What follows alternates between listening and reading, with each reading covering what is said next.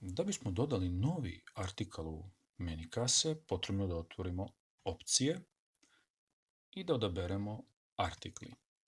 Dobit ćemo spisak artikala koji su ubačeni u fiskalnu kasu i da bismo dodali novi, pritiskamo taster plus dodaj.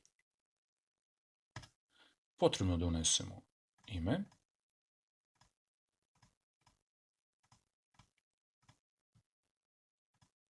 šifru, opciono barkod, da ukucamo cenu i da odaberemo odgovarajuću PDV stopu.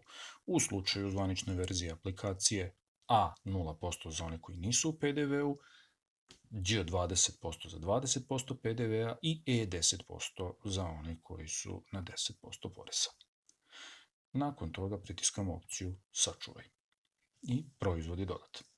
Ukoliko želimo da izmenimo proizvod, potrebno je da ga pritisnemo i da odaberemo ili opciju obriši ukoliko želimo da ga trajno izbrišemo iz memorije kase, ili opciju izmeni, gdje ćemo najčešće obrisati cenu koja je bila, uneti novu cenu i sačuvati tu izmenu.